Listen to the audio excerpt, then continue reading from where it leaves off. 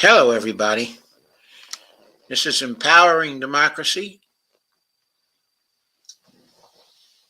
and this is an episode in our Changes Following a Likely Russian Victory in Ukraine series. This is part 20, and the subject is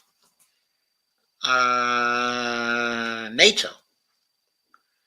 What will be the impact, on NATO following a likely Russian victory, which, by the way, is becoming more and more likely each day? Now, I will be joined in just a minute or two, I believe, by the host of Around the World with Dee and Friends, Dee Pierce,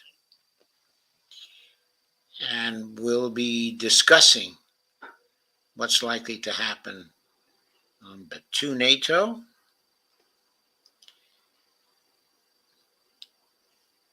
But the way I want to start off this show,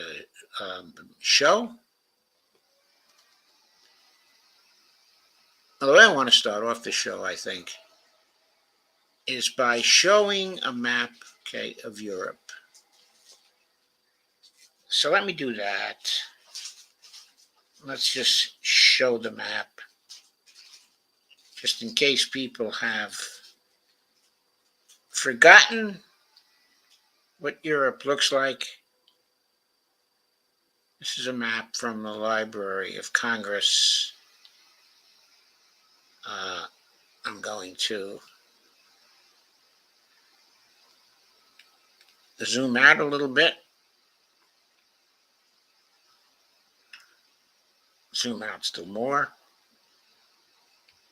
Zoom out still more.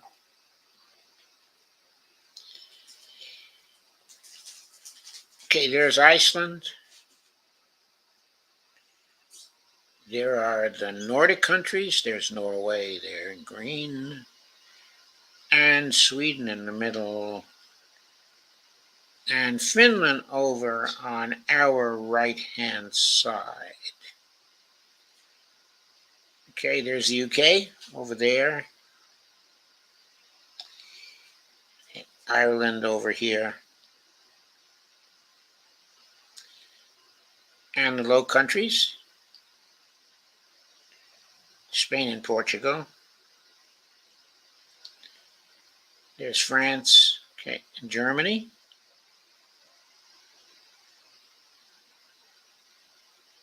Switzerland and Austria. Okay, there's Italy. There is the Czech Republic, sometimes called Czechia, and Slovakia right there.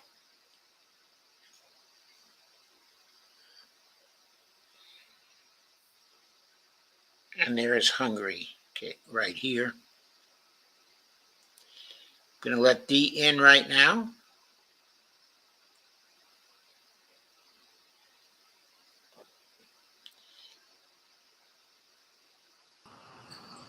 Okay, hello. Hello, Dee. We are starting off the show by showing people a map, of Europe. Okay, that's a good idea. So they can remember the geography, as we go through. I've been basically naming the countries and showing locations of Western Europe, moving towards Central Europe. I was now in Central Europe. I forget if I went to Italy to point out Italy, but anyway, there's Italy. Switzerland's over here. Here's Austria. And then more of Central Europe, but I'm going to sort of zero in now on Central Europe so you can see it much better. Mm-hmm. Okay. There is Poland.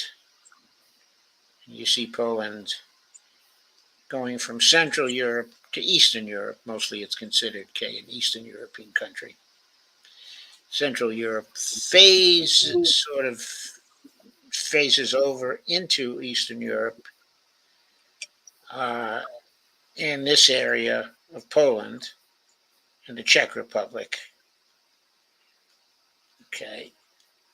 Uh, okay. Slovakia is in Eastern Europe. Remember, it used to be Czechoslovakia, Yes, I remember that. but they have split off now, and Slovakia is here. And then there's Hungary, which is generally considered to be in Eastern Europe. Hungary is there. Now, with respect to the NATO nations, there's a lot of disunity in relation to um, um, the orientation to Russia. France has historically been friendly to Russia, not always, of course, because we remember in the early 1800s, there was an attack on Russia by Napoleon, of course.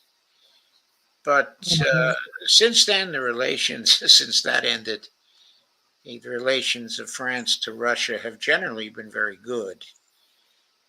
And during the world wars, of course, they were allied, to one another. Uh, and so there's a history of good relations between Russia and France.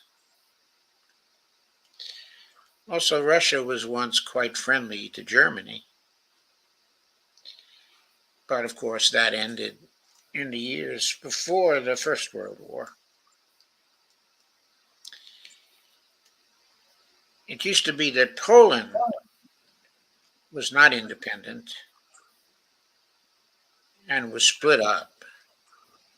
And it was split up between Central European powers, specifically the Austro-Hungarian Empire, uh, the German state of Prussia, which eventually became the core of Germany at the time of unification in 1970. But Prussia had a part, of Poland, of what is today Poland. And of course, Russia had a very big part of Poland for the 19th century. And of course, after the Second World War, the nations of Eastern Europe were subject to the rule of the Soviet Union. They were not part of the Soviet Union, but some of them were part of the Soviet Union. For example, the Baltic countries up here.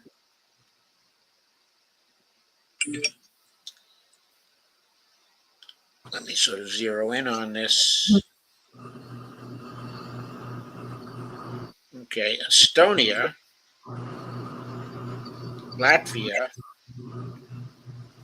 and Lithuania, the countries that used to be the land of the Teutonic Knights, that gave Russia all kinds of problems during the 17th century and before. And an alliance with Poland during much of the 17th century and a part of the 18th century. Those were part of the USSR. The USSR had taken them over. Belarus, of course, was part of the USSR then too. Now it's quite friendly to Russia. And you see Kaliningrad over here, which is a part of Russia separated from Russia by the Baltic countries. Oh, but it gives Russia port, on the Baltic Sea, and so Russia has wanted, of course, to retain it because Russia historically has had great difficulty in getting access to the sea.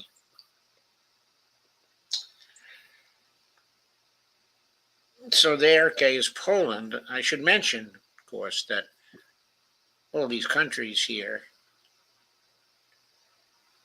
that is, the Low Countries, the Baltic states, are now parts, of NATO,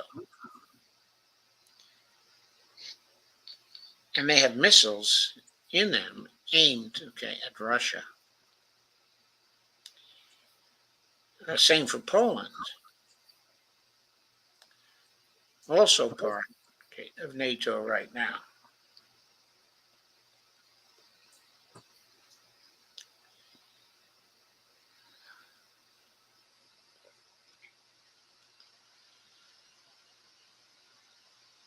Hungary is part of NATO now also.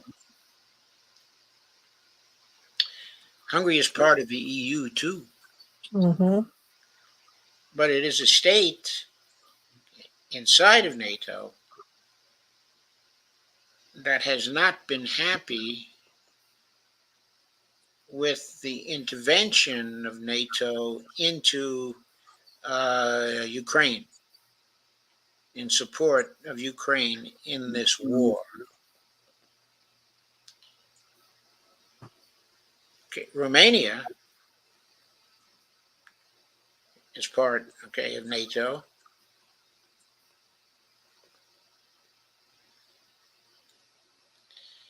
Can't remember whether Bulgaria is part, of NATO now. But certainly Greece is, Macedonia is, so is Serbia, and Montenegro, Bosnia, Herzegovina, and Croatia, also Slovenia. All countries that have joined up, to NATO, which now, if I'm not mistaken, has 30 countries or so. So many countries joined NATO, in recent years, and were never the core, of that alliance. And there are varying degrees of happiness with the support NATO has been giving to Ukraine. Countries such as Poland have been very much for the U.S. intervention. But I think the countries of Southern Europe are not real enthusiastic about it. For example, Moldova is really very split. I think they have a president now who is extremely pro-Western, but that does not represent necessarily the majority opinion inside of the country. I think the country is very split.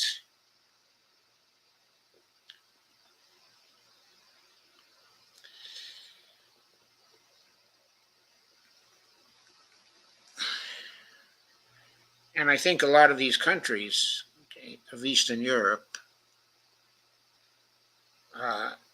especially countries that were traditionally allied with Russia, for example, Serbia, there's a lot of very pro-Russian sentiment inside of Serbia because historically the Russians very supportive of the aspirations of Serbia over the years. Okay, in many of these countries, the Greek Orthodox Church is still very important, and the Russian Orthodox Church uh, Mm-hmm. is very sympathetic to the parishioners of the Greek Orthodox Church, because the Russian Orthodox Church actually started out as kind of a satellite of the Greek Orthodox Church. Right. They follow the same Eastern doctrine of the original people that became Christians. You know, it's the original tradition. It's the Eastern Bloc. Right, okay, in the Eastern Bloc. And so they're not exactly, but in many ways viewed by the Russians as sort of co religionists who should be supported. Russia wasn't very happy at the bombings that took place in Serbia during the 1990s, committed by NATO, and the intervention by NATO in that area to basically put down the Serbians. Uh, Russia could do nothing about it at that time. But historically, in times when Russia was powerful, uh, they would do something about that. That was one of the original causes of the First World War.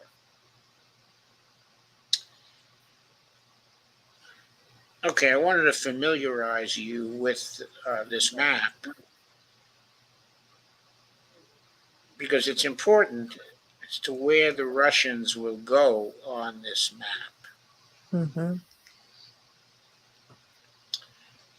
Zero in on Ukraine now, keeping all these other countries in mind, keeping in mind that they are members of NATO now. Also, keeping in mind that the strongest of the anti Russian sentiment in these areas is probably in Poland, okay, and also the Baltic nations, and Finland, of course.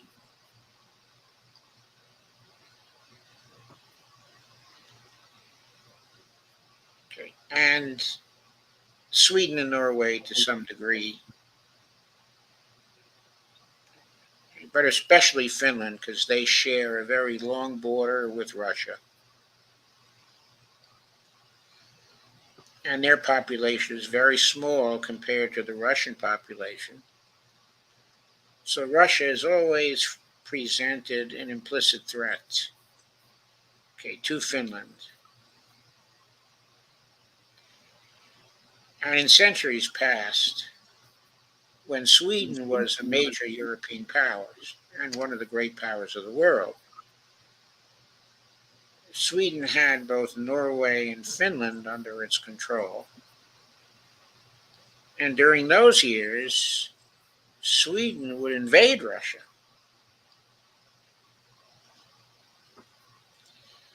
Uh, if we go back in history during the 17th century, but during the period of, let's say, 1650, 1670, those areas, going even further back to uh, the 1630s, there were invasions uh, by Sweden.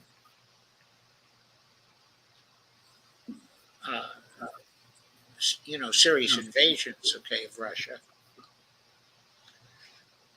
Okay, they were often in alliance with the Commonwealth of Poland, okay, and Lithuania, which included the Baltic states, okay, and Poland. Now, the borders of Poland were not always the same at that time.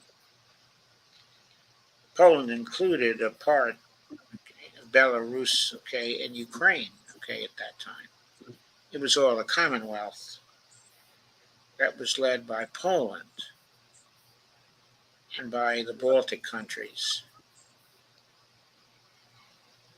Okay, and they would invade Russia. Okay, it took the Russians a long time to be victorious, okay, and to throw them out. Uh, okay, in the early part of the 18th century, the early 1700s, there was still serious fighting with Sweden going on. King Christian XII was invading Russia, okay, at that time. Okay, and the Russians were fighting the Swedes at the Battle of Poltava, which was in Ukraine. So I refer to all this history because all the participants in conflicts around here all know this history. They look back at their history. Poland knows it was once a world power. Mm-hmm. Sweden knows it was once, okay, a world power. Uh, okay, and they know they used to contend for status as a world power with Russia. So that historical memory is there because it's taught in the schools. And so people in this area tend to look at Russia uh, as a threat because historically they were a threat. That's important for us to note. Now, things are different, okay, today because the center of the world is no longer Europe. And possible conflicts and fighting that are going on no longer restricted to Europe. And of course, now we have the resurgence of China and the Belt and Road Initiative going on. There are a lot of current changes that are taking place that are going to make other countries that were historical backwaters for a very long time important countries in the 21st century. So let's again zero in on Ukraine. There's Chernobyl, of course, there. You remember the nuclear accident there. That was so important. Yes. Here's the capital city, Kiev.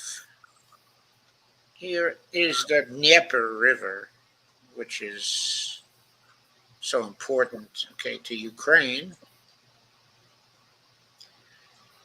Uh, Here's Kharkov over here, as Ukrainians call it, Kharkiv. Okay, Okay. this map is interesting uh, because Kiev might well be written as Kiv. Okay, when written like this, it's more like the Russian spelling. But Kharkiv over here, okay, that's the Ukrainian spelling. Okay.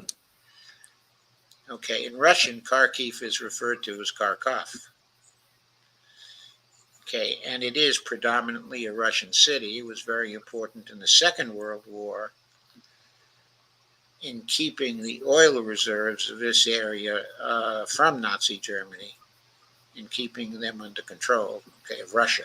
But anyway, to expand this again a little bit,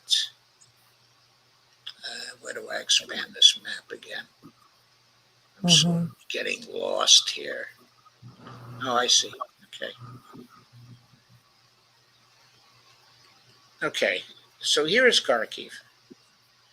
Here's the Donetsk area where most of the fighting has been taking place until now, with the Russians uh,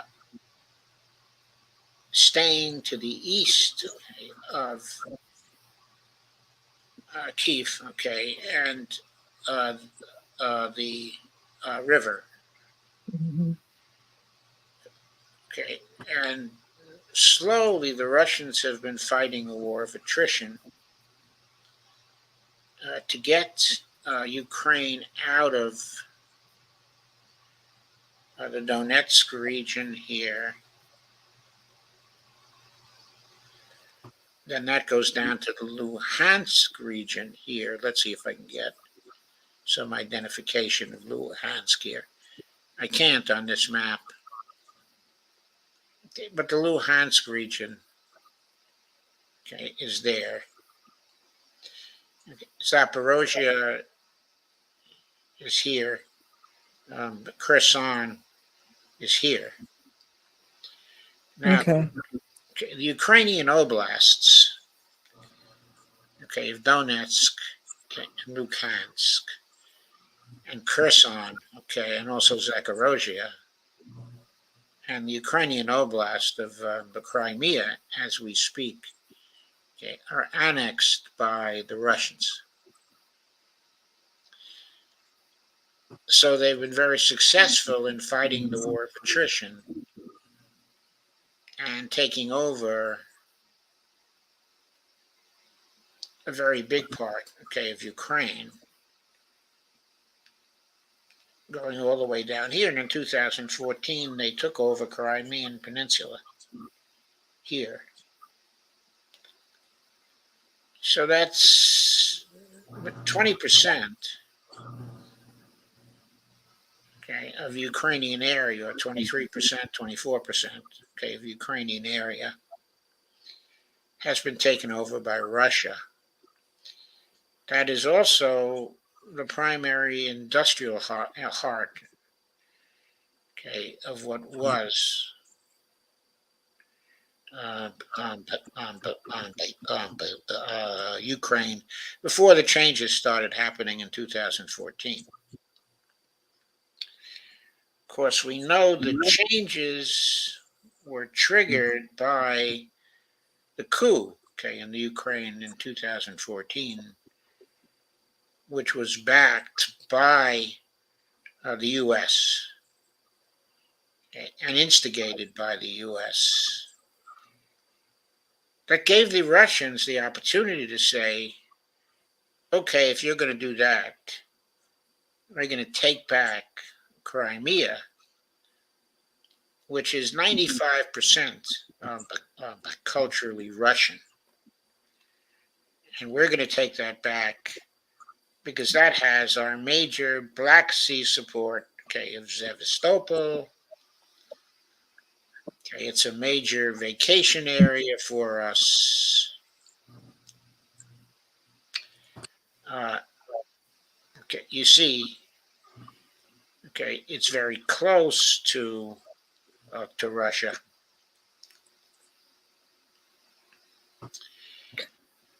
Yeah, it Okay, was in the news, the Jerusalem Post, that Israel, they were able to get through the blockade in the Black Sea there, where Russia had a blockade.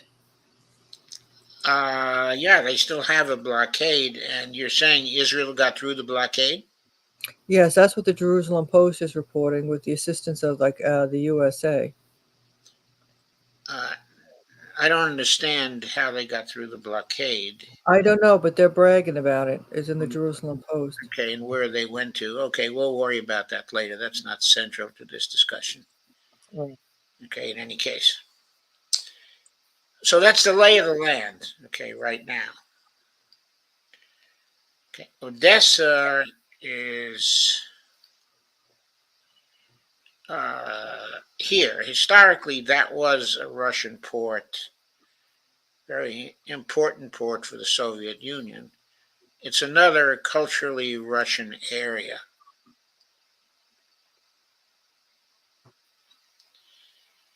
This area here, it's called Transnisteria or Transnisteria. I can't get the pronunciation straight on this. But this is technically,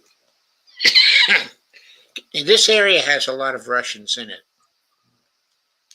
okay, as well. And there's some thought the Russians might want to take it over. There's also a lot of thought they might want to take back Odessa, which historically was a Russian city. It was built actually by Catherine the Great, okay, and her lover, Prince, I forget what his name was, perhaps Kropotkin. Okay, I'm not sure, but anyway, there are statues to both of them, okay, in Odessa. And even though Odessa was part, okay, of Ukraine, it has always been culturally, okay, a Russian city, okay, and it still is. Okay, now the Russians, of course, are here, okay, are in this area. Odessa is not really far away. It's going to be one of the targets of further Russian expansion to try to end this war. You also see, okay, you see up here, okay, once again, Kharkov. Since that's another Russian city in terms of population, it's very likely the Russians are going to want to take this and the lands around here too, especially since these areas, okay, are oil rich, okay, around here. Uh, it seems to me when the Ukrainian current offensive is exhausted, those last 30,000 troops are gone. If there's no armed intervention from the West, then the Russians are pretty well going to have their way in moving to Kharkov and moving to Odessa.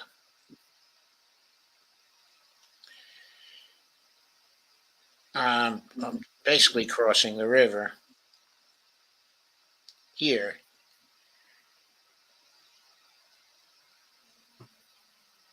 And they'll probably try to go to Kiev itself and displace the government, okay, in Kiev. Or perhaps take over the government in Kiev and put their own person in as the ruler, okay, of Ukraine. Then they may stop. Some people think they're going to go to Transnisteria down here and take that part, okay, as well. Some people think they won't go that far. Some people even think they're not going to try to go to Odessa, but I think it's pretty clear they are. They're going to want that port for themselves. Mm-hmm. They're going to want to landlock the rest of the Ukraine. Okay, eventually, I think they're probably going to want to take over this whole part where my cursor, okay, is moving right now. Okay. I don't think they're going to want to go into Lviv over here, or Lvov, okay, as the Russians call it. Historically, that was a part, okay, of Poland. And Poland may move in, okay, and try to take it with the agreement of the United States at some point. In other words, there's a possibility of a partition, okay, of Ukraine occurring. I think the Russians are going to take Kiev, By the way, there are historical reasons for that, because Kiev was the seat of the first Russian state, which was founded, if I recall my history correctly, in the 10th century by the Rurik dynasty. That state dates back before the founding, of Muscovy, which of course became the center of the modern Russian state. But there are historical reasons why the Russians are going to want Kiev. So they may take it. Kharkov, they're certainly going to take it. Okay. So the question is whether there's going to be a partition there, of Ukraine, where Romania comes in, gets a part, Hungary comes in, gets a part, maybe Slovakia comes in and gets a part, though I really doubt that. I think a lot of the area here may end up, being occupied by Poland. And after Russian victory, there may not be any of the Ukraine left. It's possible the Russians will stop, at Kiev, and may be probable because many people think the Russians don't want any part of the western part, of Ukraine, and they would like a buffer state there that's pretty under their control. In which case, they might go to Odessa, they might go to Transnistria.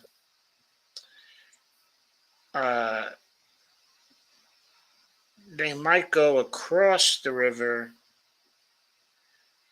take a part of that, but leave a rump state governed,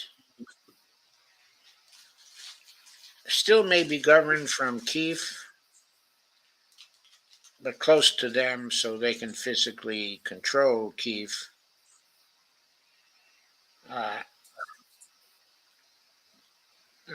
And leave that, and the Poles and the Hungarians may not try to intervene. The Hungarians are relatively friendly to the Russians anyway in terms of their government right now. And they might not want to risk actually rubbing up against the Russians, in any sense. The Poles may not want to have the Russians on their border, in which case they might be happy with having a rump state there also. Even though the rump state was under control of the Russians, it might still be a buffer. If the Russians win to the degree I've been talking about, they will enforce the goals that they originally stated for this war. The demilitarization of Ukraine, which they've been accomplishing right now through the war of attrition. The neutralization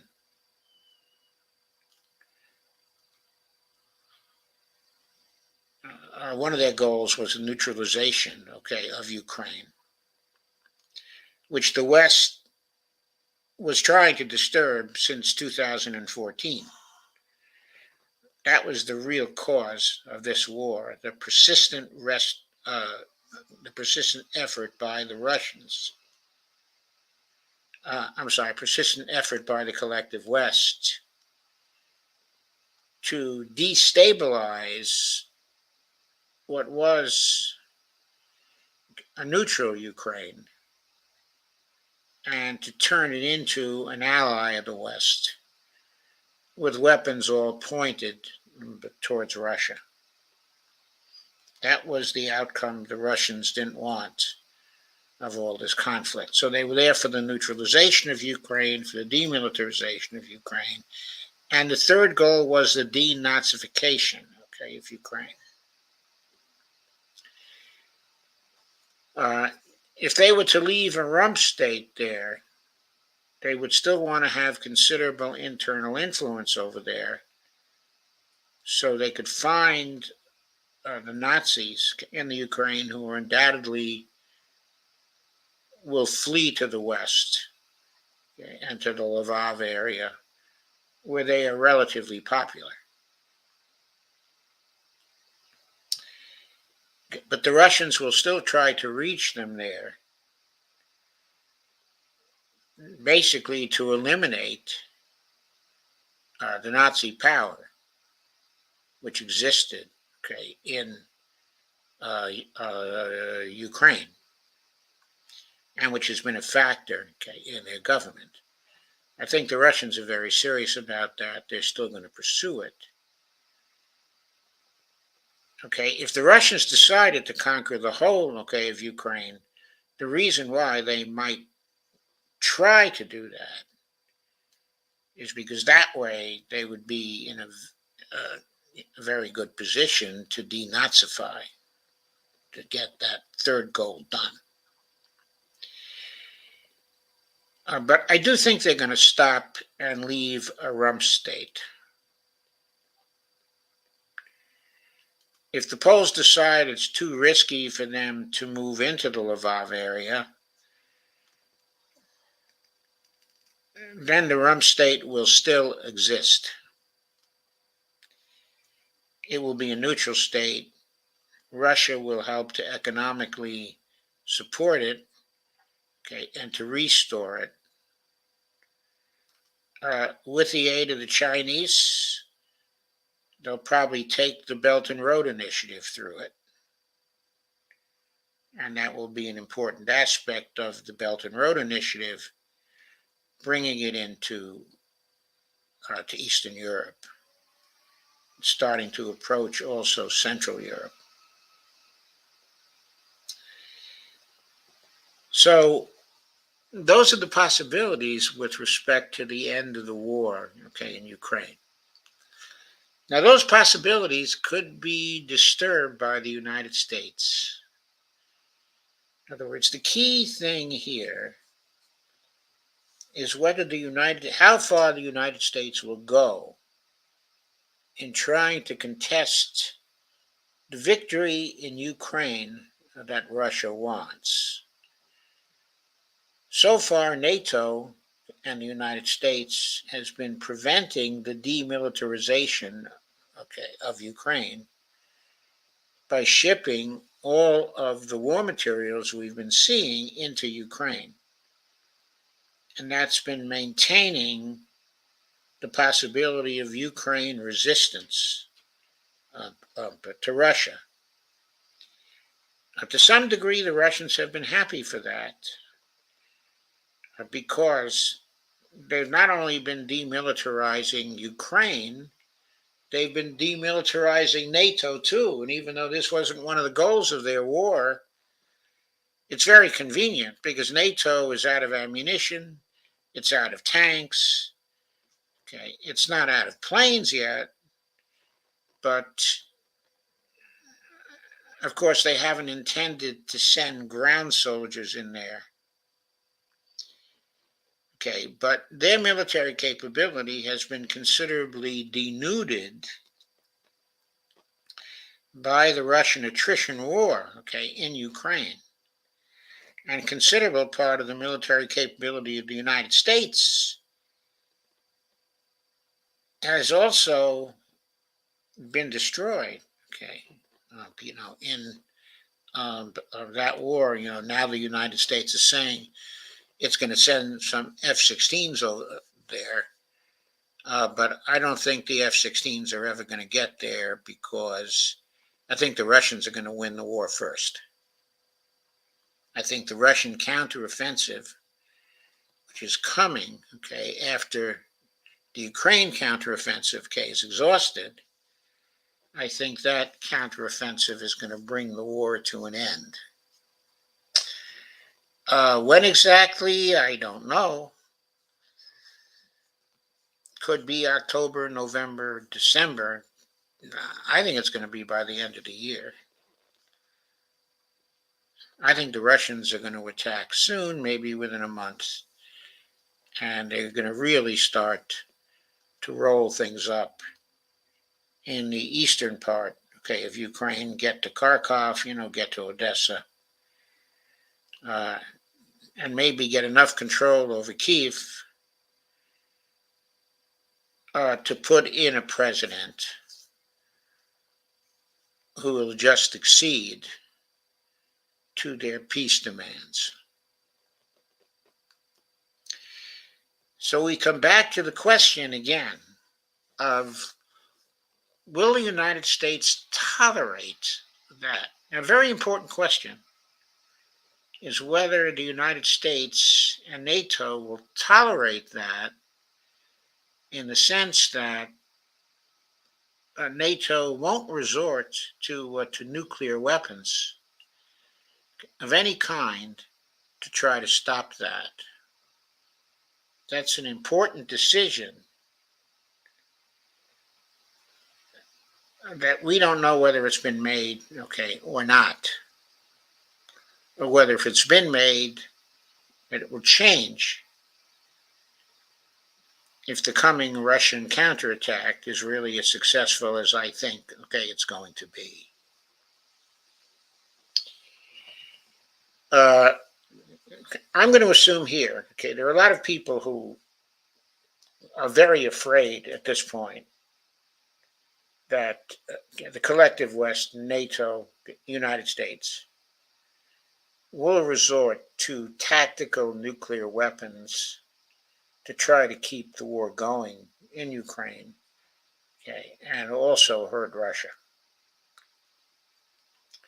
The problem with that, is the Russians have already said very loudly that if tactical nukes are used to hit any part of Russia, and we have to come to understand that the oblasts that were annexed by Russia, Crimea, Donetsk, Luhansk, Kherson, and Zaporozhye, all of those Russia considers part of Russia. If those are attacked with tactical nukes, the Russians have said they're going to retaliate with nukes. That's going to really tremendously escalate the risk of a general nuclear war breaking out. Fortunately, and I say this fortunately, I think it is fortunately for the world, right now, the Russians have a strategic advantage over the West when it comes to nuclear war, because the Russians have hypersonic missiles and more warheads than the United States has at this time. It is the stronger nuclear power, and it can deliver the missiles, the hypersonic missiles, from a distance. As far as I know, the United States does not have the capability to destroy hypersonic missiles coming its way. Some people have even posed the problem: what happens if Russia retaliates with tactical nukes hitting Warsaw, Poland, or Krakow, in Poland? Is the United States willing to take the chance that the Russians may retaliate by nuking Boston? That trade has come up, in discussion. People are going through very risky scenarios here. Now I think, the neocons have been idiots in their pushing things, in Eastern Europe, with their intervention in Ukraine, with the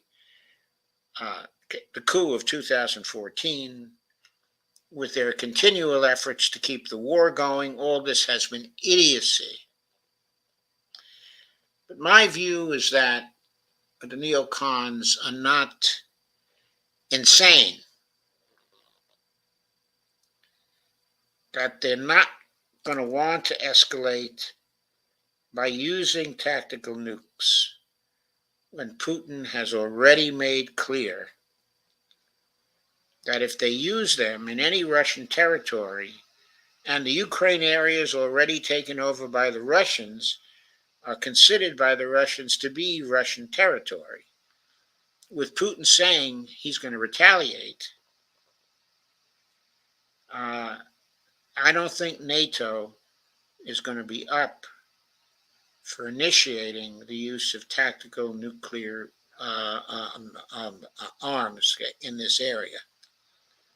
Even if the neocons in Washington have stomach for that, I don't think the collective Western Europe has the stomach for that. I think even Poland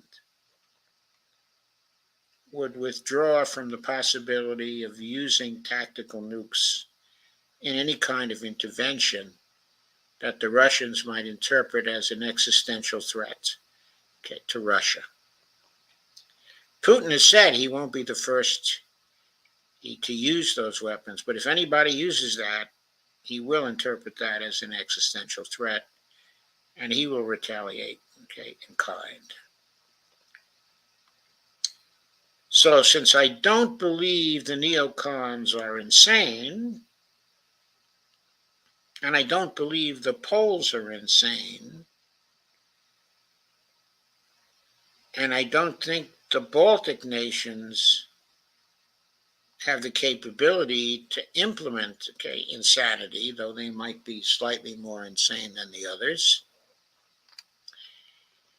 I believe the West will, for the time being, back off, recognize the Russians have won, in Ukraine because of their superior military capability, and that even those who are most anti-Russian will, so to speak, go back to the drawing board and try to figure out what kinds of military capability they have to create in order to make a successful attempt at hurting Russia and breaking up the Federation. That was, we now know, the war aim of the neocons, in Washington. To my mind, to build up the military capability to do that, and I don't think it's beyond the capability of the United States to make that kind of attempt, that's going to require 5 years of work on the part of the United States and the collective West. Now, I don't think that NATO in Europe is going to have much stomach for doing that. But that, in turn, is going to depend on Putin. In other words, if Putin makes the decision to be satisfied with a rump state, in Ukraine, under the heavy influence, of Russia, and then he turns his eyes to the east, to the Belt and Road Initiative, and to developing that with the Chinese, and he demobilizes some of the very large Russian force that has been so instrumental in fighting this war. And I think the countries of Eastern and Western Europe will not see that much of a threat, from Russia, and that they're not going to have much stomach to create the military capability they need to counter Russia. Now, they can create that capability if they have the stomach for it. There's no question about it. If you look at, the populations of France, and Germany, and Spain, and Poland, some of the other countries, okay, of Europe, they greatly outnumber the 150 million people, okay, in Russia. Okay, even after the Russian gains, from Ukraine, what will Russia have? About 170 million people. Now, the countries of Eastern, Central, and Western Europe can counter a military threat from 170 million people if they're willing to devote themselves to preparing for war and fighting, okay, a future war. But personally, I don't think they're going to have the stomach for that. I think they're going to want to get back to business and back to prosperity. The Russians are building a pipeline to go through Turkey to supply Europe with natural gas again at a cheap rate. I think that's going to be very tempting for the nations of Europe in relation to the restoration of their business relations with Russia. I don't think they care that much about what happens to Ukraine, okay, and what happens to Kiev. I think all the nations know that the idea that a democracy was being destroyed by Russia, okay, and Ukraine is a foolish idea. Nobody who knows the reality of Ukraine since the coup of 2014 ever thought that a democracy was developing, okay, in Ukraine. And nobody who looks at the dictatorial situation in Ukraine now can mistake it for a democracy. We have not been saving a democracy in Ukraine. We have been saving a potential military base to attack the Russian Federation. That's what we've been doing. That's the truth of the matter. So I don't really think the nations of Western Europe, as devoted to democracy as some of them may be,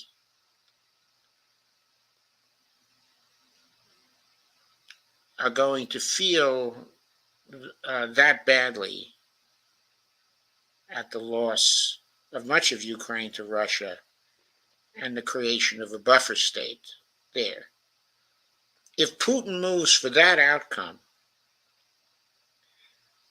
and then starts offering all kinds of business deals, okay, to the nations of Europe and calls for a development of a European security framework that includes Russia and that emphasizes peace and provides security guarantees to everyone,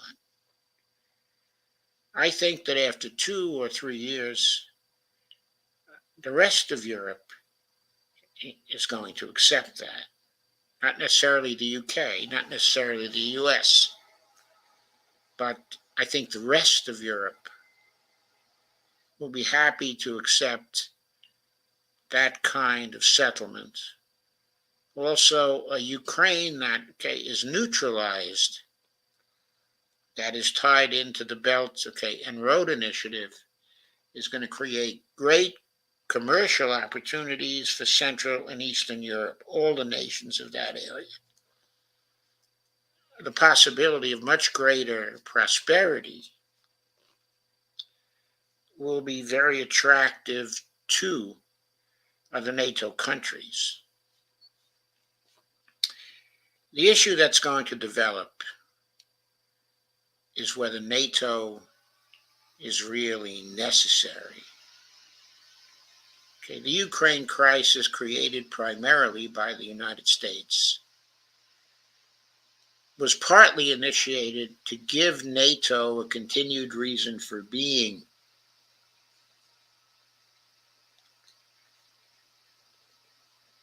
Okay, now that the U.S. is beginning to turn away from Ukraine, that reason for being will no longer be there. Meanwhile, though, the neocons in the U.S. trying to persuade Europe that they should get involved with the U.S. In activities in Asia to counter the influence of China, in East Asia and South Asia. Now, I just don't think the Europeans much care about that. I don't see them wanting to get involved with that and to contribute, any kind of strong material aid to any effort in that area. I mean, that's not going to happen. Maybe the United States could organize some countries in Southeast Asia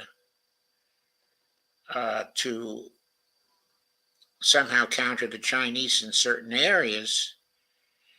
But the Chinese are not trying to militarily dominate anyone.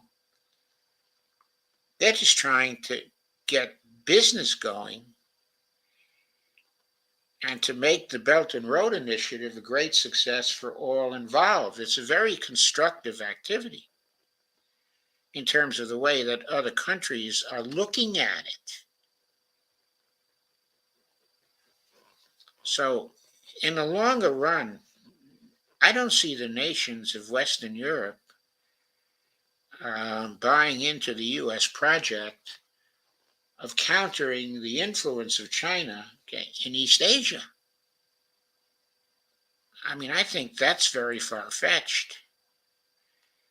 If the Belt and Road Initiatives gives the nations, of Europe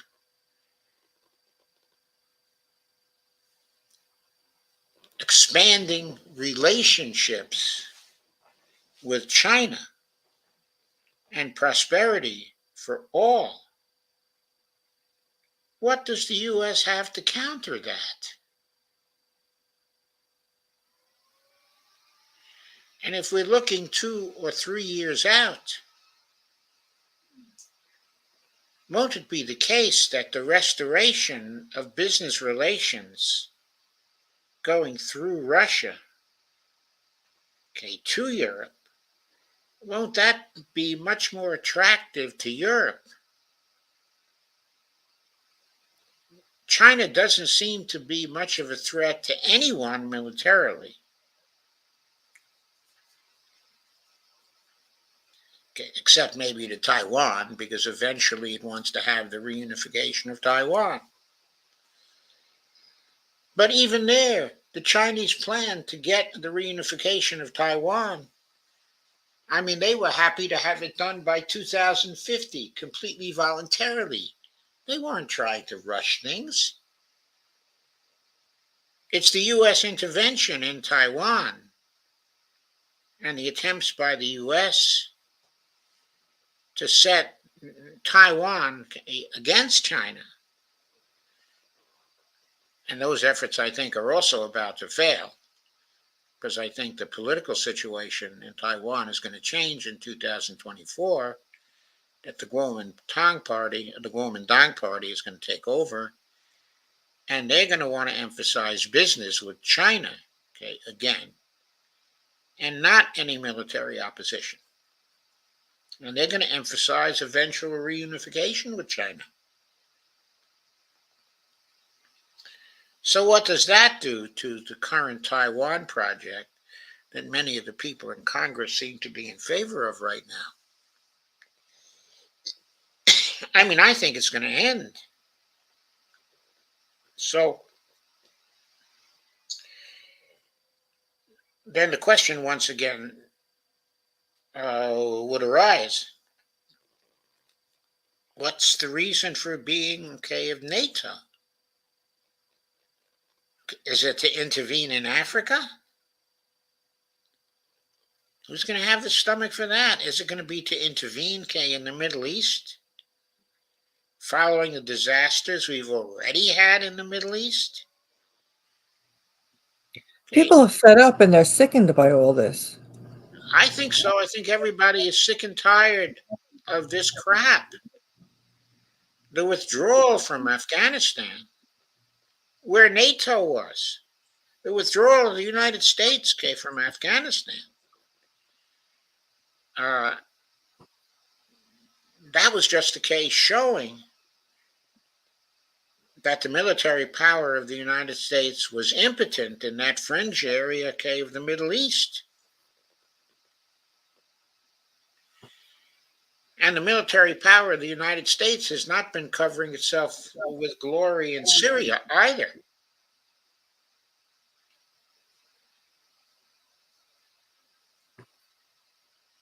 So basically, why should the nations of Europe care about interventions within these other areas? It seems to me they should care much more about a collective security framework for Europe and having Russia be a part of that. I think there are great opportunities here for Russia through friendliness to Europe and restoration of business relations with Europe. There are plenty of opportunities for Russia to allow NATO to fall away. Mm-hmm. It may take 3 to 5 years, but I think NATO could well be gone in 3 to 5 years if Putin is successful in restraining the Russians from going all the way to the Polish border.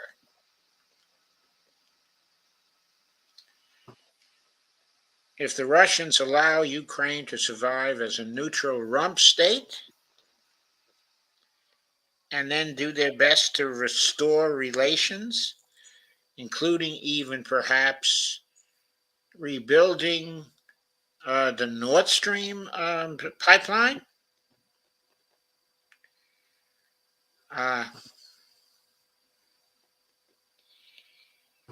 it seems to me the Russians can have their collective security framework with Russia within 2 or 3 years. And the reason for being of NATO would be gone for good.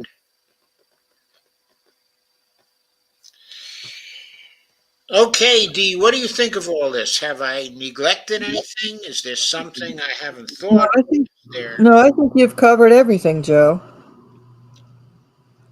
The mess is the U.S. starts because Europe, the NATO wouldn't have got involved with all this if it wasn't for the U.S. I mean, the U.S. bullies people to get involved in shit, and they're in bad shape.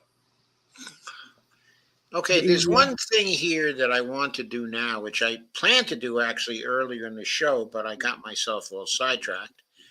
But I think it's worthwhile to go over it. There was a blog post on July 28, 2023 by Scott Ritter in Consortium News. And the blog post is called Requiem for NATO's Nightmare. I'm going to share that now. okay, And I'm going to read that now because I think that is very illuminating about what's really going on in NATO right now, that it supports my argument. all right, because you talk about shithole countries. That's what the U.S. seems to be doing over there. See, it seems to be creating shithole Yeah, countries. yeah. Yeah. Scott Ritter. This is called Requiem for NATO's Nightmare. The tagline for this is the dysfunction of the Atlantic Military Alliance over Ukrainian membership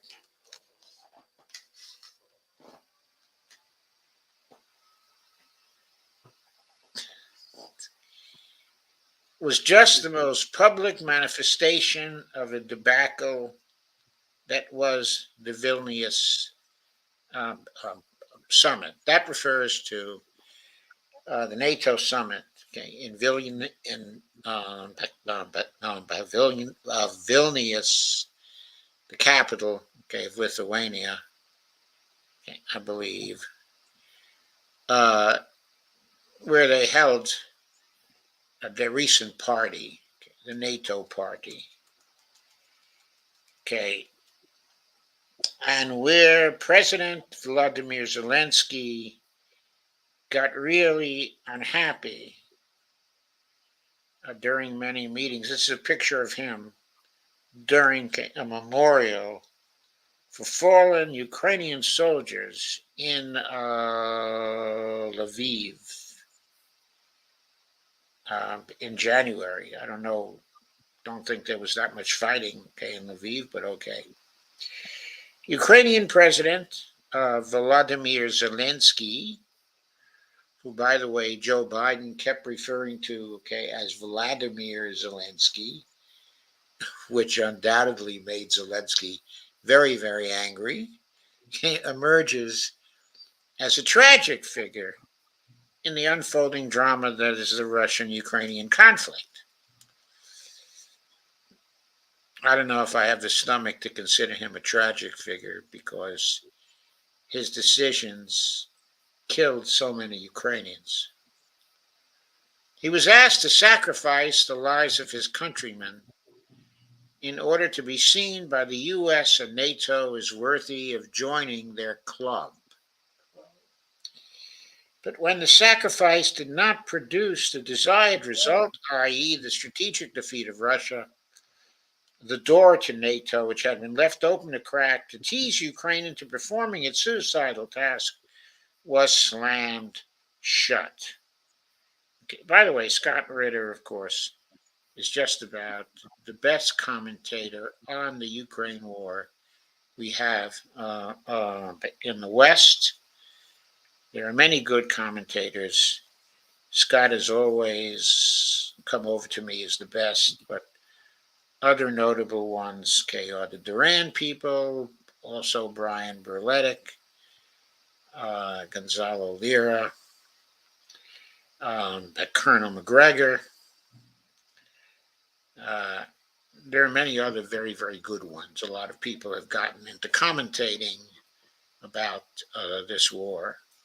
But time and again, Scott just seems to he has a deep understanding of Russia, has a deep understanding of the Russian soul. He's very alive to the Nazi danger in Ukraine because he is absolutely opposed to Nazis anywhere in the world. Anyway, going on. But when the sacrifice had not produced the desired result, i.e., the strategic defeat of Russia, the door to NATO had been left open a crack to tease Ukraine into performing its suicidal task was slammed shut. Despite NATO's disingenuous machinations to maintain the optics of potential Ukrainian membership, the Ukraine NATO Council, created during the Vilnius summit earlier this week, stands as a prime example. Everyone knows that Ukrainian membership in the transatlantic alliance is a fantasy. And why is it a fantasy, folks? It's a fantasy because the minute Ukraine joins NATO, the other nations of Europe would be obligated to come in to widen the war and to defend Ukraine under Article 5 of the treaty. Everyone knows that would be an escalation. That would move everyone much, much closer to nuclear war.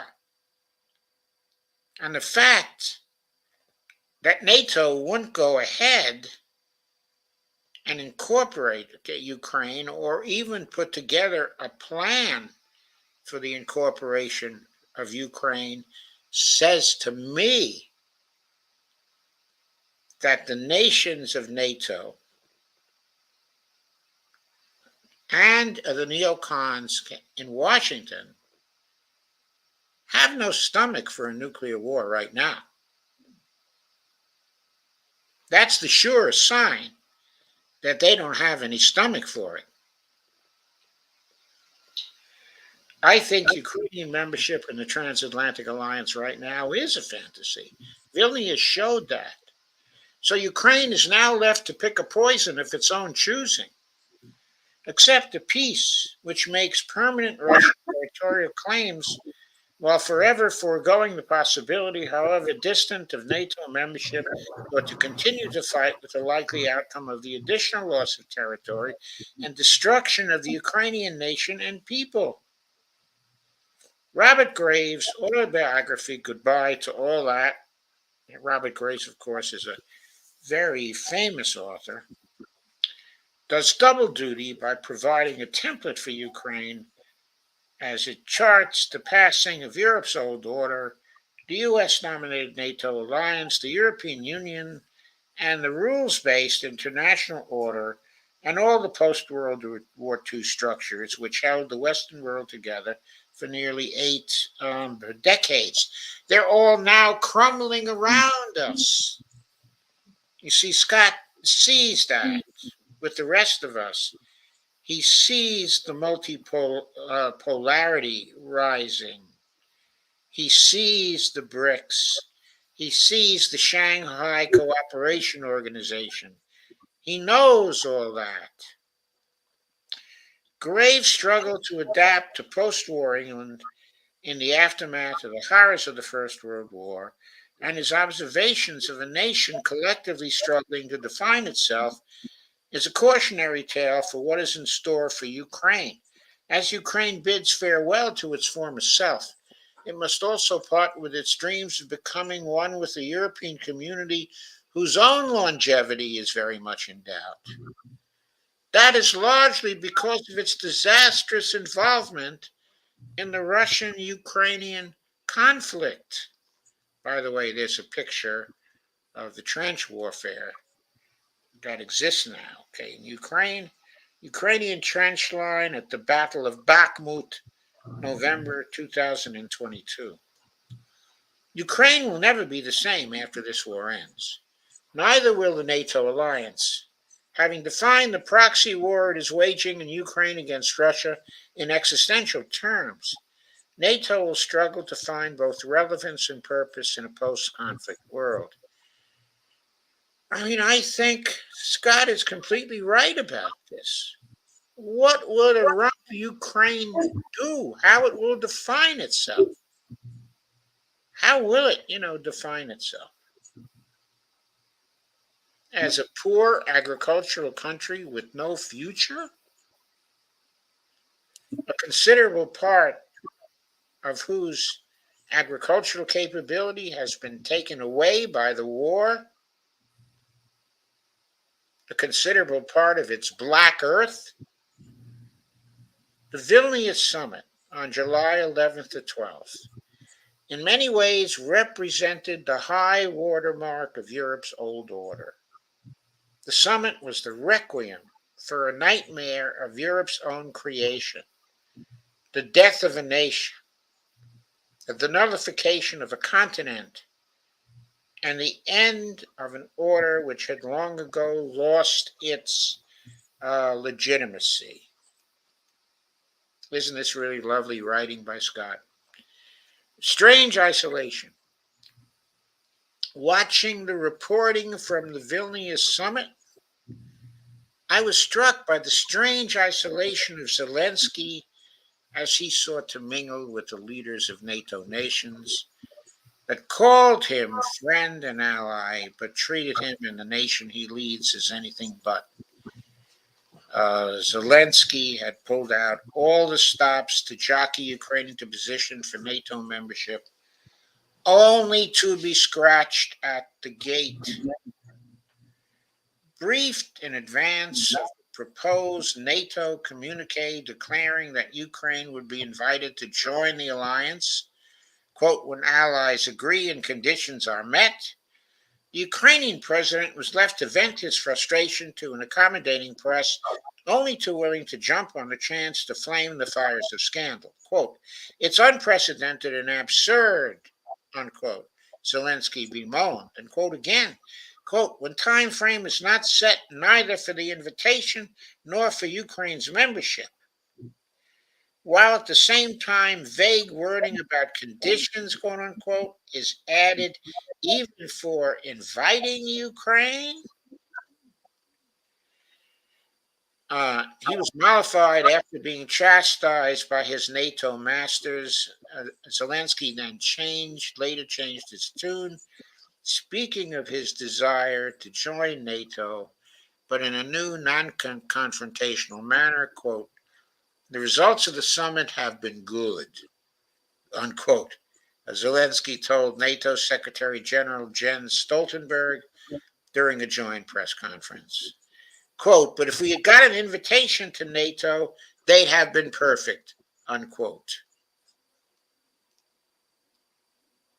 So there's a picture, okay, of Zelensky near Biden and Stoltenberg, looking very husky because undoubtedly he works out a lot to work off all the frustration. And there was NATO Deputy Secretary General Mircea Geoana, okay, in Vilnius with his hand on his shoulder. I'm sorry, those look like Stoltenberg's hands on his shoulder.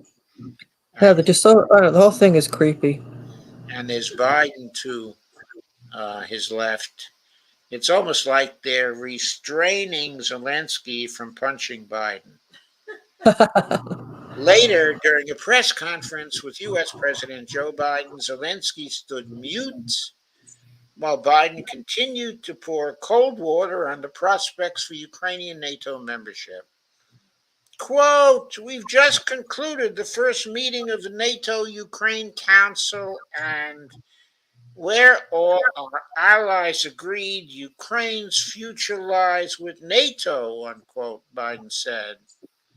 Quote, allies all agreed to lift the requirements for the membership action plan for Ukraine and to create a path to NATO membership while Ukraine continues to make progress on necessary reforms, unquote.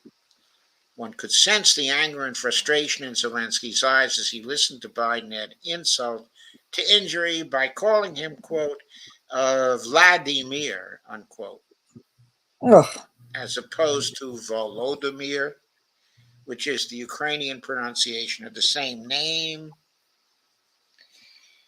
One of the interesting things about this is Zelensky was actually born with the first name, okay, is Vladimir, because he was culturally Russian. And it was only later when they put him up for the presidency of the country that he studiously converted his pronunciations to the Ukraine pronunciation, including his name, and went from Vladimir to Volodymyr. He did used to be Vladimir. Of course, it was impossible for Biden to give the Ukraine pronunciation because it probably would have taken half a day to drill Biden to learn the new pronunciation. I'm sorry, I couldn't resist that. That wasn't in Scott's article. That's my view of the matter. The NATO dysfunction over Ukrainian membership, however, was but the most public manifestation of the debacle that was the Vilnius summit, the fantasy of unity. While Zelensky was playing the role of someone desperately looking for a date to the prom on prom night, Turkish President Recep Erdogan was playing hard to get. After agreeing to allow Finland and Sweden to join NATO during last year's Madrid summit, Erdogan laid down stringent conditions which kept Finland from being ratified as NATO's newest member until April 2023.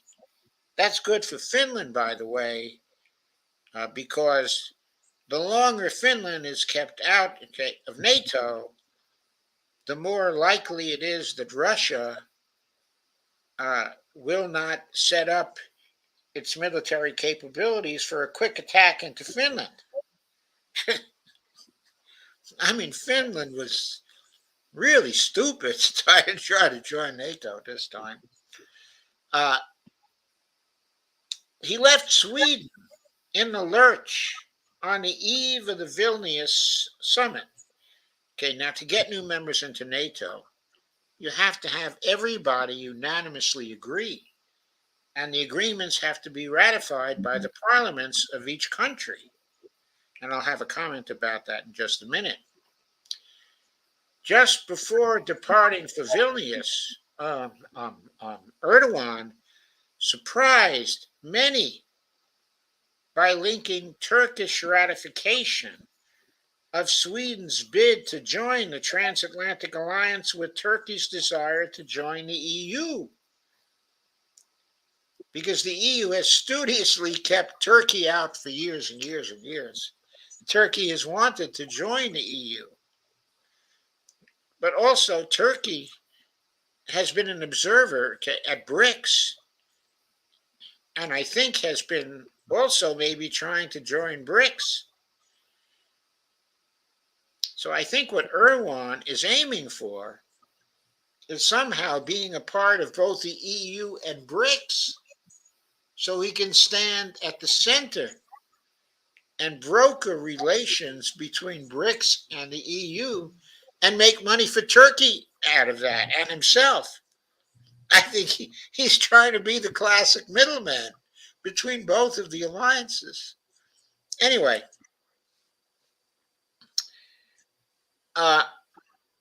quote, first come and open the way for Turkey at the European Union, and then we will open the way for Sweden, just as we did for Finland, unquote. That was a quote, okay, from Erdogan. He declared that.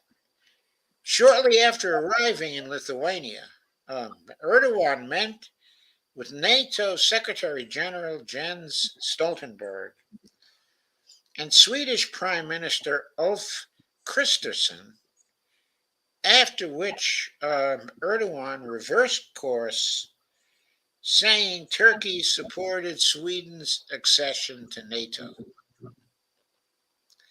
And there, okay, is Erdogan sitting with Stoltenberg and Kristersson. Stoltenberg is that tall guy over there. He's sitting down so you can't tell how tall he is. And Kristersson is that guy with brown hair sitting on the other side of the table. Okay, and Erdogan is sitting on your left as you look at the picture.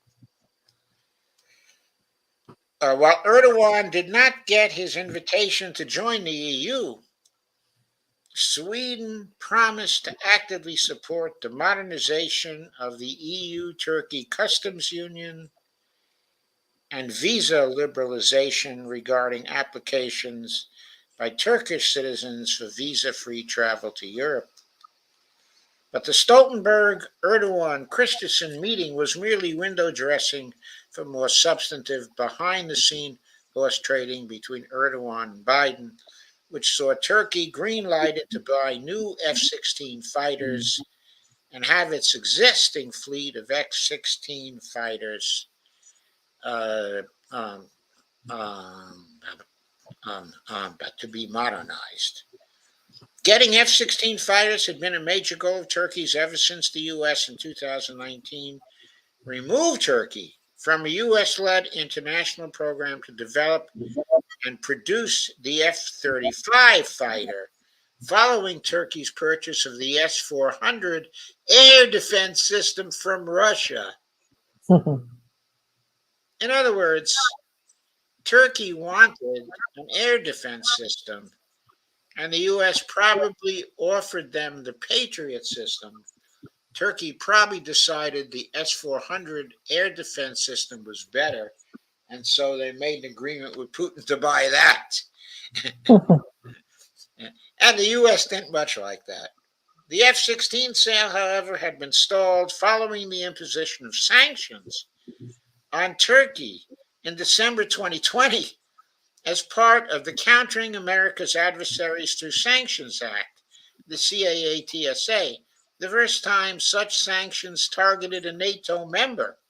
So here are the neocons sanctioning sanctioning a NATO member and expecting the guy to behave. Instead, Crazy. he blackmails them to get F-16s. The U.S. desired, the neocons are so successful in foreign policy. They're so wonderful, in their administration of it. They just get deeper and deeper into the big muddy, and the big fool says to go on.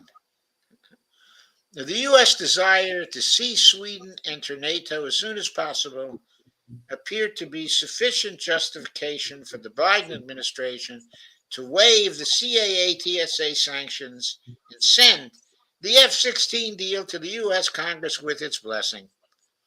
But Sweden's accession is not guaranteed. While the U.S. and NATO are pushing for Erdogan to call a special session of parliament to ratify Swedish membership, but Erdogan is holding off until October, when the Turkish parliament convenes.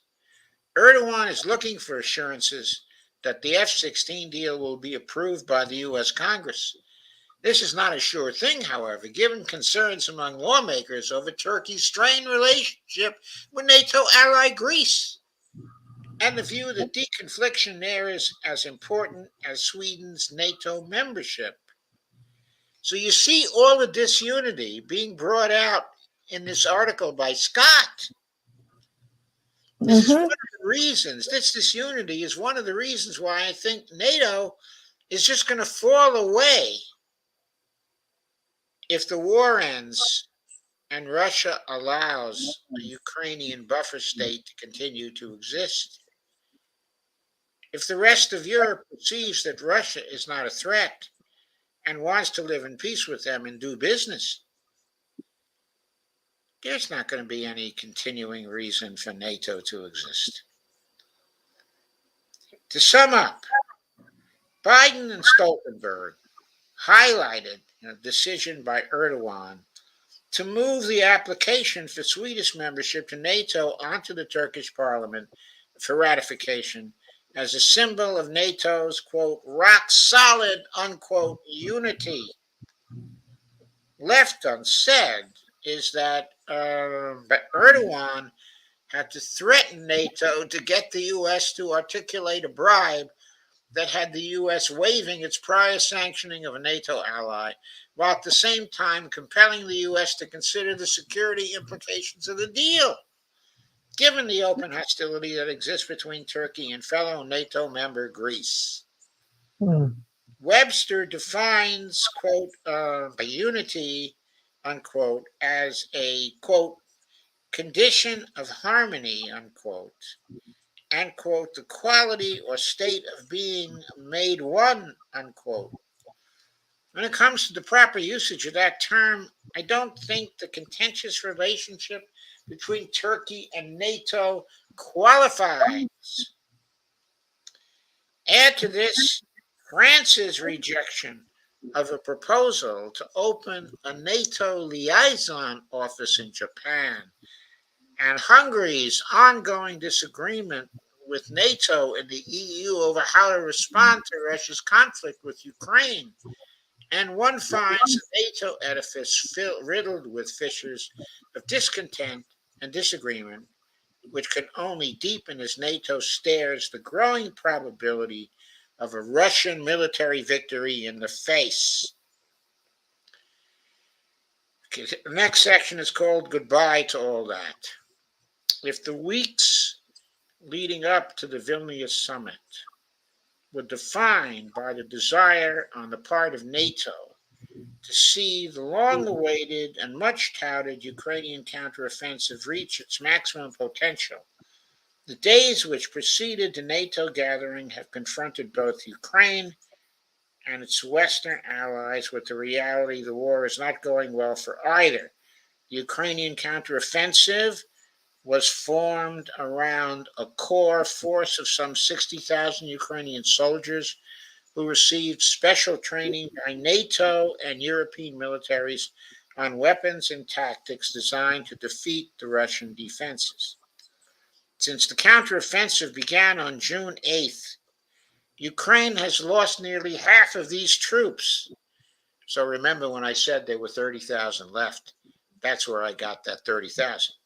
And a third of the equipment provided, including scores of the Leopard main battle tanks and Bradley infantry fighting vehicles that had been viewed by many as game-changing technology. Back in 1993, our old friend George Soros postulated, he didn't say our old friend, I added, postulated an architecture for a new world order premised on the United States as the sole remaining superpower overseeing a network of alliances, the most important being by NATO, which would gird the Northern Hemisphere against the Russian threat. George, okay, undoubtedly, I call him George because I know him.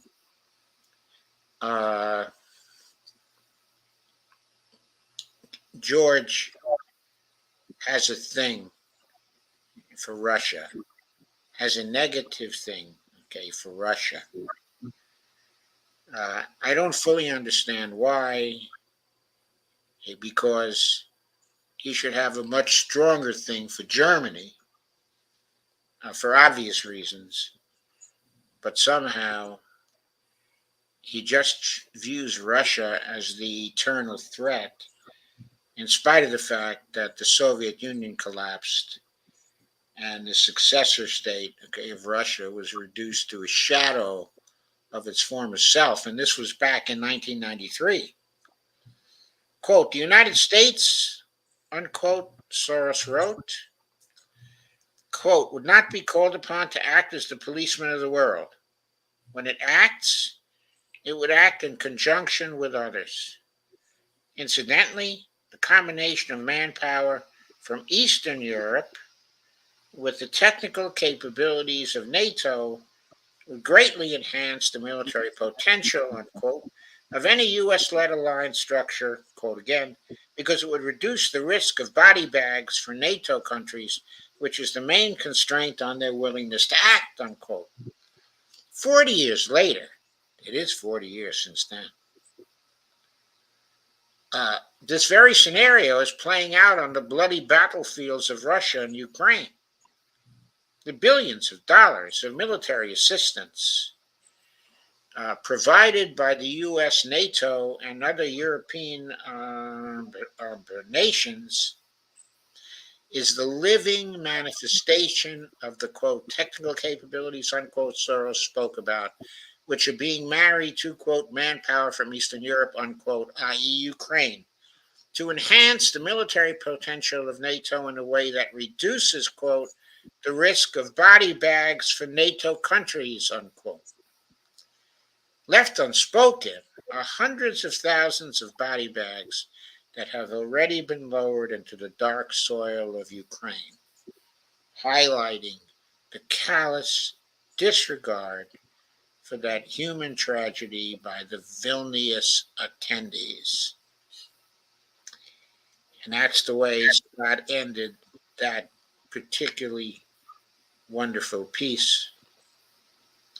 Scott Ritter is a former U.S. Marine Corps intelligence officer who served in the former Soviet Union arms control treaties in the Persian Gulf during Operation Desert Storm, okay, and in Iraq, overseeing the disarmament of WMD. Of course, they found there was no WMD.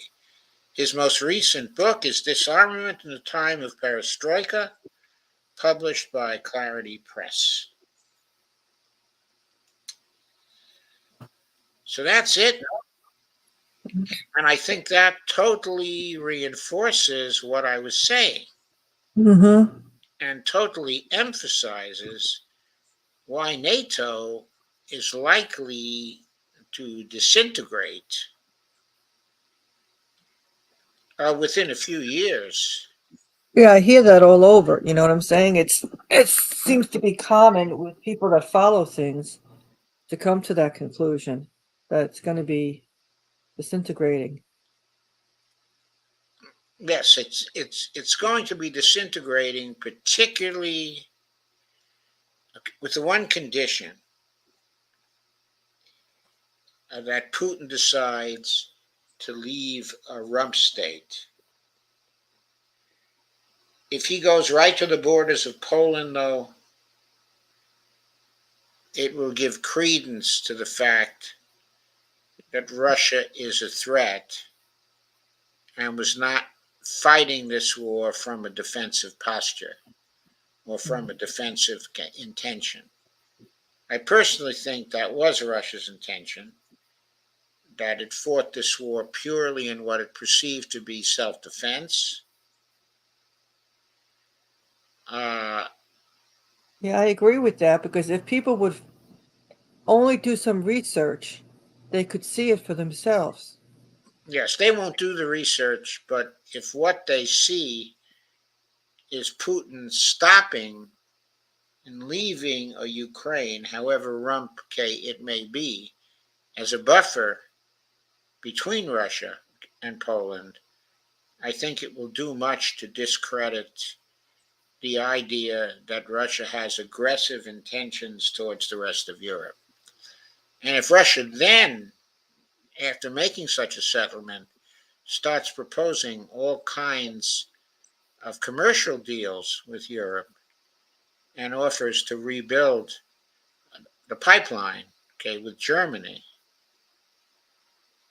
uh, I think that's going to make a huge difference, okay, in relations. Hmm. A huge difference, okay, in relations. So, are there any comments on this very long stream? I think you've covered everything. You've really went in depth with the discussion here. Oh, you put I, in the Jerusalem Post. yeah, I put it in there so this way, if you want to take a look at it, you could take a look at it.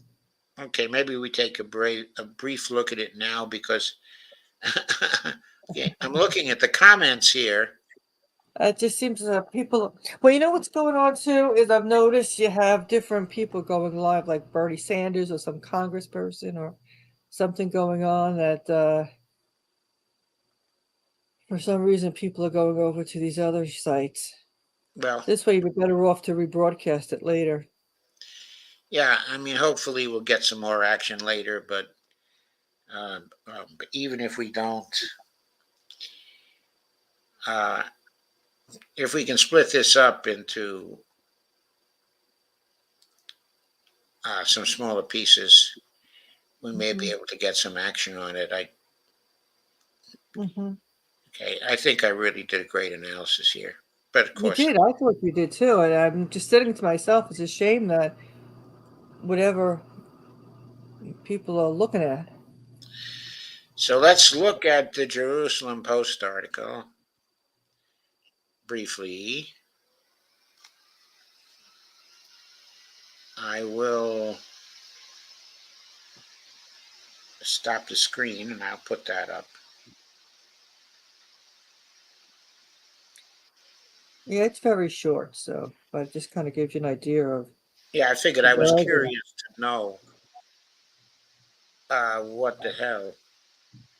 Oh, Israel did. Look at that car. I know. I was gonna say, what the hell? I wouldn't feel safe in there. Oh, why?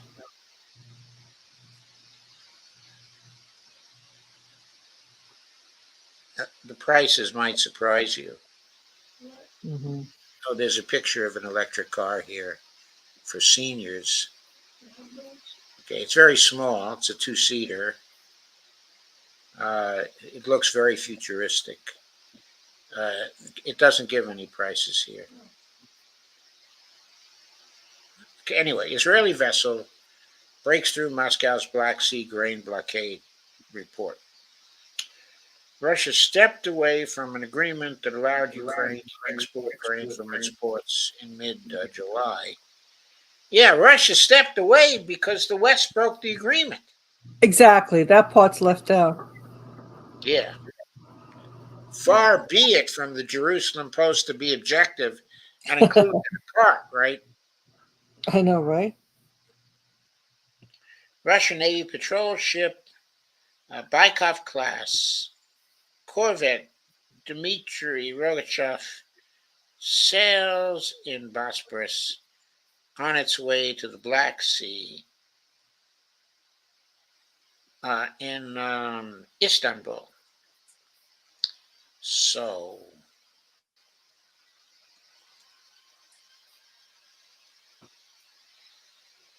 an Israeli merchant ship that embarked from the port of Ashdod Monday became the first vessel to openly defy the Russian blockade of the Black Sea since they pulled out of a deal with Ukraine, allowing the country to export grain from its ports in mid-July. Ukrainian news outlet, I guess that case, Militara, Militarnya, Militarnya, reported on Monday. Israeli vessel, the AMS-1, seemingly ignored Russian threats and entered the Ukrainian branch of the Danube on Monday afternoon, according to Ukrainian reports. It crossed the Black Sea on a direct route from Ashdod port, while the American aircraft P-8 Poseidon provided aerial security, the reports added.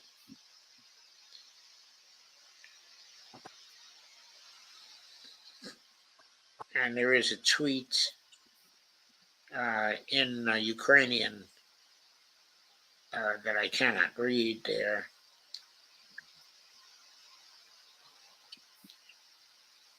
Let's see.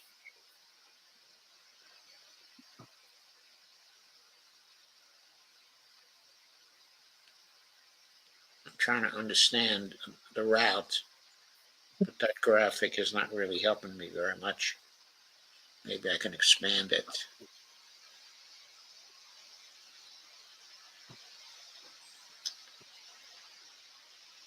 No, that's just the tweet. There it is. That's not much better. It's very hard to read. I can't do it, so I'm going to stop sharing that. And what did I stop sharing? The Jerusalem Post. Oh, I'm sorry. That's fine. Okay, I Yeah, better 'cause I'm trying to, there's not much on that, but I mean, they just, the first, I guess it was yesterday, yeah, Monday, they were really had that, like, as this big headline, like this, but I'm like, what the hell? It makes no sense. Why would you do that, You get, that seems like a, provocative move. Seems like a provocative mood, but Netanyahu has good relations with Putin. Yes, he does. And the So U.S. maybe he got Putin's permission. Well, the thing is, that why would the USA provide aerial security if we got permission? Well, it didn't say the U.S. provided the security. It said it was a U.S. plane, okay, the Poseidon 8. Oh, okay. Okay, it might have been a U.S.-made plane that was given to Israel. It was bought by Israel. Let's see what the language actually says. While the American aircraft P-8 Poseidon, so that might be okay an American aircraft, but perhaps it was being flown by Israel. Right. It says here that they seemingly ignored Russian threats. I guess the word seemingly, because they really don't know. They really don't know if there were any Russian threats, okay, Right. or if the Russians tried to stop it. Right. Okay, the Russians might not have tried to stop that one because it was just an isolated case. Maybe. I don't know. I don't know. I know we don't know. There's not much info. Yeah, we're going to have to see what happens in the future. Yeah. Okay, I think with that. We'll say goodnight. Yeah, I guess it's time to say Good night. And I think you should show this sing that again. song. Time to say goodnight. Bonnie's laughing here. Yeah. For people that watch the show later on, please hit the like button, subscribe, and please, please, please share the show. We Please, really appreciate it. please share the show. Yes, indeed. Because this is really a momentous show. I mean, I thought it was too. we're telling you what's going to happen afterwards, and we're telling you what's likely to happen. In a couple 3 months. Okay, and by the way, my PhD is in comparative politics and international relations. So I just wanted to make that clear in case you think this is, just coming off the top of my head and I have no background in this area. I have very heavy background in this area. Anyway, good night, everyone. Yeah, buy Joe a coffee or buy me a coffee, whoever you want to buy a coffee for. But I think, Joe, contribute to Joe's Patreon account if you can. Yeah, and buy us both coffees, by the way. Remember, it's only coffee. It's only like, what, $2.50 or something like that. Okay, so thank you again, Dee. Yeah, thank you for having me. It was a very, very good show. And good night, Bonnie. Good night. And I will see you tomorrow. Yes, you will. I assume you will have a show tomorrow. Yes, I will. Intend to have a show tomorrow also. And it will be a Dump the Corruption show tomorrow. Everything leads back to the corruption. It certainly does. Okay, good night. Okay, good night, Dee.